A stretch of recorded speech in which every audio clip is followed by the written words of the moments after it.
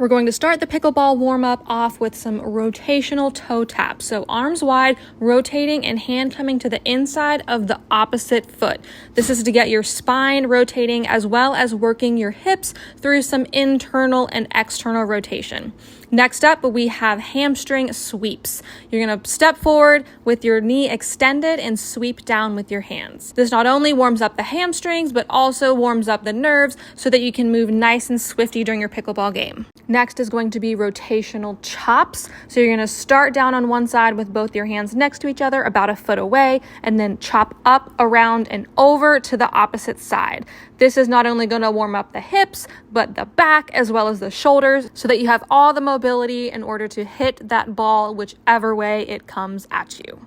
Next up is forward and reverse lunge combos. So these are going to be great for when you're going to have to switch your feet back and forth. We're going to be warming up the glutes, the quads, the knees, the hips, all the way down even to the ankles. This also works on some balance and coordination as well. Next up are some lateral shuffles. So this is not only going to warm up the inside of the hip, but it's also going to get you quick on your feet so that you can navigate the court and totally destroy the other team. Similarly, we're going to go through some karaoke so that you're able to cross one leg in front of the other leg in order to be able to get the ball. Here's a slowed down version of it. So we're basically kind of weaving in and out with our feet, stepping forward and behind. Next, you have some lateral lunges where you're balancing on that stance leg. So the leg that's straight is going to stay on the ground, whereas the other leg that is bending and coming back, try to keep that off the ground as best you can. If you need to tap down, that's totally fine. And then finally, we have some squat jump switches. So again, lower as low as you're comfortable. And your switches, your feet are going to come one in front of the other and then swap back to the other side.